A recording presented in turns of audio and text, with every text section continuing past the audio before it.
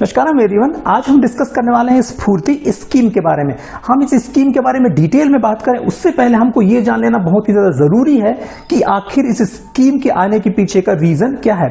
उससे पहले हमको ये समझ लेना जरूरी है कि ये जो स्कीम है वो सिर्फ गांवों के लिए, शहर के लिए बिल्कुल भी नहीं है।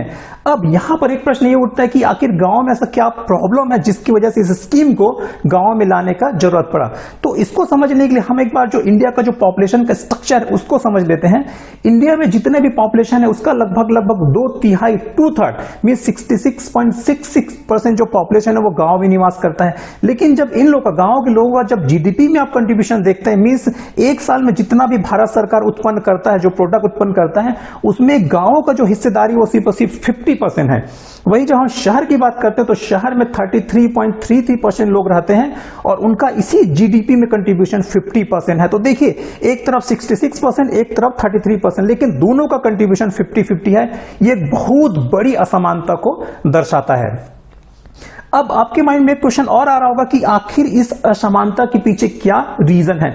तो इसको समझने के लिए हम एक बार जान लेते हैं कि आखिर गांव के लोग पैसा कमाते कैसे, उनके पास में सोर्स ऑफ इनकम क्या क्या है। तो सबसे पहला सोर्स ऑफ इनकम जो गांव के लोगों के पास में है वो है कृषि और मजदूरी, खेती करके वो पैसा कमाते हैं। और दूसरा, उनके पास में बहुत छोटे छोटे उद्योग होते हैं, जैसे कोई मसाला बना रहा है, जैसे कोई अगरबत्ती बना रहा है, जैसे कोई बांस की कुछ कलाकारी बना रहा है, जैसे कोई शहद निकाल, इस टाइप के छोटे छोटे उनके पास में उद्योग होते हैं, इनसे भी वो पैसा कमाते हैं। अब यहाँ एक प्रश्न शायद आपके माइंड में और आ रहा होगा, जब गांव के लोगों के पास में उद्योग भी है, मीन से छोटे छोटे उद्योग भी हैं, तो क्यों उन लोग अच्छे से पैसे यहां से नहीं कमा पाते और अपनी बेरोजगारी को दूर नहीं कर पाते। जब हम डिटेल में, जब अंदर जाके हम देखते हैं गांव के जो छोटे छोटे उद्योगों के बारे में, तो कई सारी परेशानियां आपको नजर आएंगी। सबसे पहली प्रॉब्लम तो यही है कि वहां के जितने भी उद्योग है, मीन गांव के जो उद्योग है वो टेक्नोलॉजी बेस्ड बिल्कुल भी नहीं, अभी भी वो अपने इन्हीं हाथों से काम करता है। जहां एक चटाई बनाने में एक मशीन 1 मिनट लगाता है, उसी चटाई को बनाने में वो किसान पूरा दिन लगा देता है। वही दूसरा चीज तो ये कि उनके पास में नॉलेज बिल्कुल नहीं है। नॉलेज मतलब कि कहां पे उसको मार्केटिंग करना है, कहां उसको बेचना है, कितने प्राइस में बेचना है। दूसरा कि उसके पास किसी भी रिसर्च के लिए कोई भी सोर्सेज नहीं। तीसरा, उसके पास फंड भी नहीं होते हैं।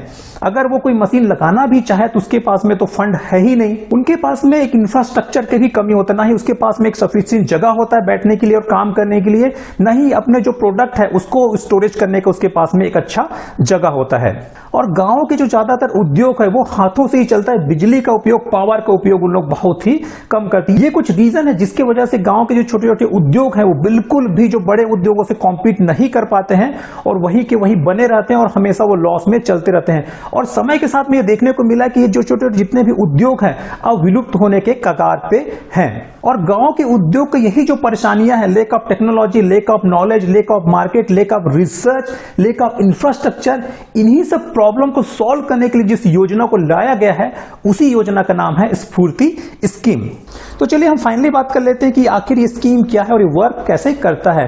तो इस स्कीम का पूरा नाम है scheme for fund for upgradation and regeneration of traditional industries. तो इसमें 4 वर्ड जो हिडन है, और अगर हम इस 4 वर्ड को समझ लेते हैं तो बहुत ही आसानी से इस पूरे स्फूर्ति स्कीम को भी हम समझ सकते हैं। पहला इसमें और सबसे इंपॉर्टेंट वर्ड इसमें ट्रेडिशनल इंडस्ट्रीज, मींस ऐसे इंडस्ट्रीज जो गांव में सालों साल से चलते आ रहा है, जिसको हम परंपरागत उद्योग भी बोलते हैं, जिसको कुटीर उद्योग भी बोलते हैं। इसमें दूसरा वर्ड है अपग्रेडेशन एंड रीजनरेशन, मींस ऐसे जो उद्योग है जो गांव में सालों साल से चलते आ रहा है वो कुछ प्रॉब्लम की वजह से, प्रॉब्लम कैसे प्रॉब्लम की वजह से, जैसे उनके पास में ना ही बहुत अच्छी टेक्नोलॉजी है गांव के जो उद्योग है, ना ही उसके पास में बहुत बड़ा मार्केट है, ना ही उनके पास में बहुत बड़ा फंड है, और ना ही उनके पास में बहुत बड़ा इंफ्रास्ट्रक्चर है। तो ऐसे प्रॉब्लम की वजह से आज जो उद्योग है गांव में, जिसको हम कुटीर उद्योग बोलते हैं, वो कहीं ना कहीं विलुप्त होने के कगार पे है।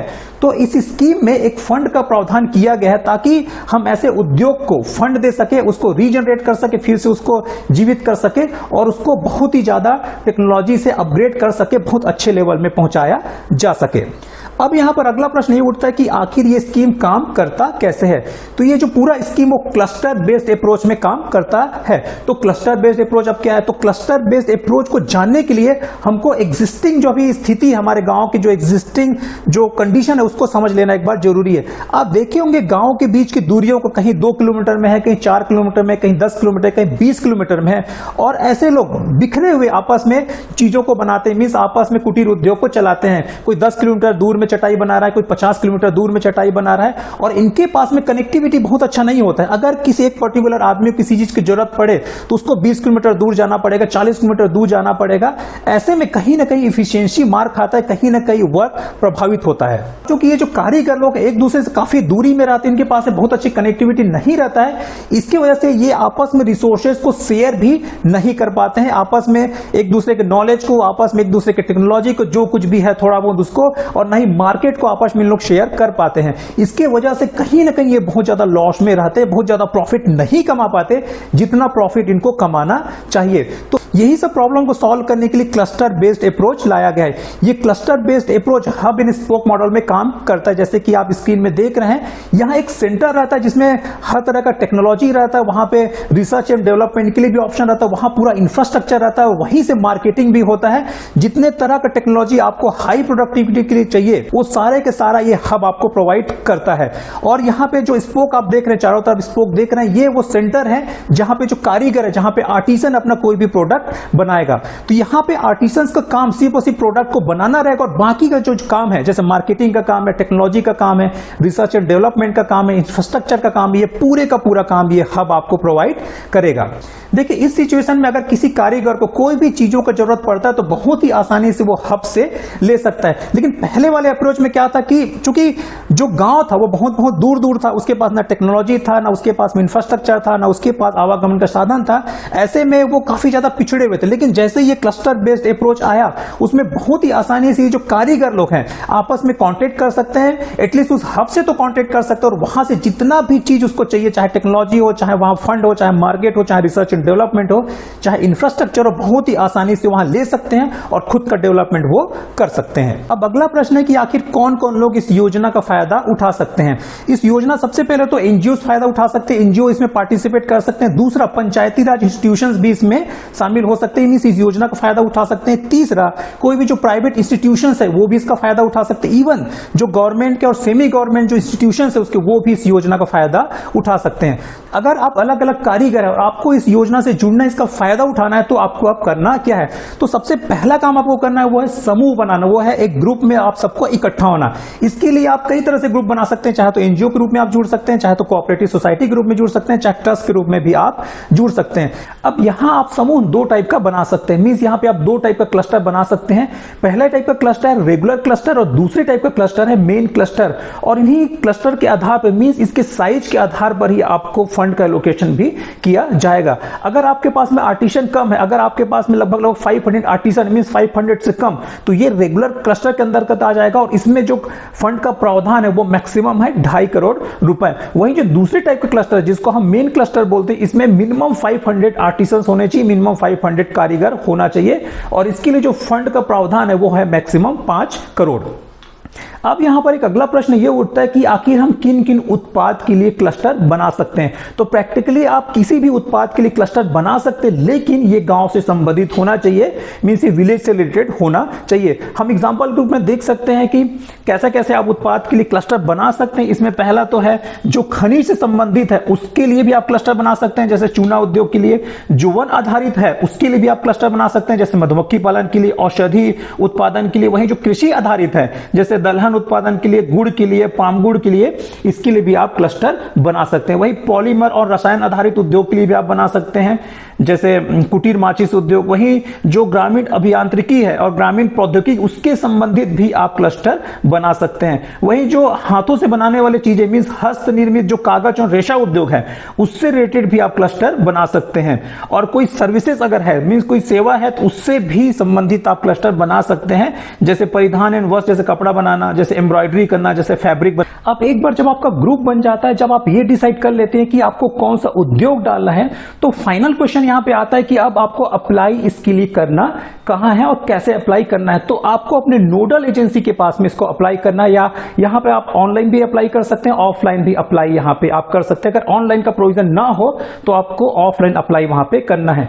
तो अब यहां एक और प्रश्न उठता है कि आखिर नोडल एजेंसी क्या है। तो नोडल एजेंसी जिस भी पर्टिकुलर उद्योग में आप एंट्री लेना देना चाहते हैं, जिस भी पर्टिकुलर उद्योग के लिए आप क्लस्टर डालना चाहते हैं, उसी उद्योग से संबंधित एक सरकारी संस्था होता है, उसी संस्था में आपको जाकर अपने फॉर्म को जमा करना पड़ता है। टाइम टू टाइम ये नोडल एजेंसी चेंज होते रहता है। एक स्क्रीनिंग कमेटी होता है, वो नोडल एजेंसी को चेंज करते रहता है। जैसे कि अगर आप कोयर से संबंधित कोई उद्योग डालना चाहते हैं तो कोयर बोर्ड आपके लिए एक नोडल एजेंसी का काम करेगा।